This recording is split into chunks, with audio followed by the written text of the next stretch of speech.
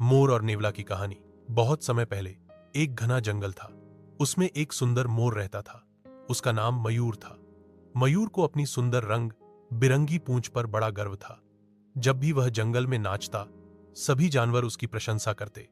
उसकी चमकदार पंख और मीठी आवाज सबको मंत्रमुग्ध कर देती थी। मोर की इसी सुंदरता से एक नेवला बहुत जलता था। उस नेवले का नाम कुटिल था। कुटिल को हमेशा लगता कि मोर सबका ध्यान अपनी ओर खींच लेता है और कोई उसकी बहादुरी की तारीफ नहीं करता।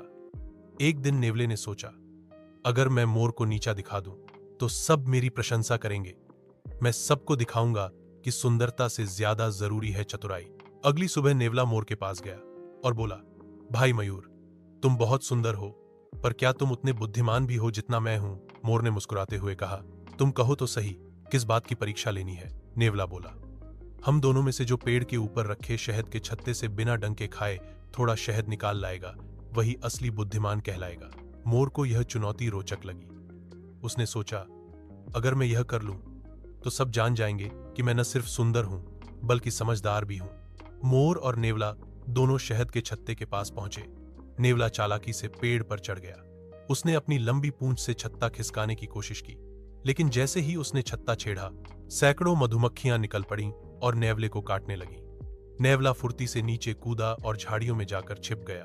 अब मोर की बारी थी।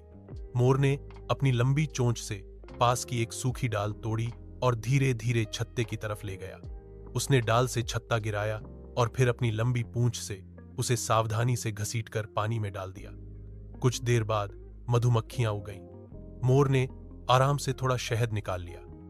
जंगल के जानवर यह देखकर दंग रह गए। मधुमक्खियों के जाने के बाद नेवला बाहर आया। उसकी पूरी देह पर डंक लगे थे और वह दर्द से कराह रहा था।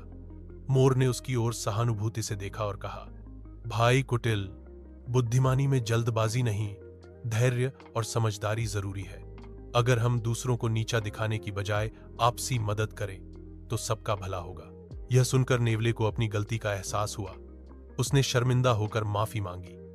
मोर ने उसे माफ कर दिया और थोड़ा शहद भी उसे खाने को दिया। तभी से नेवला और मोर अच्छे मित्र बन गए। नेवला समझ गया कि किसी की सुंदरता या प्रसिद्धि से ईर्ष्या करना व्यर्थ है।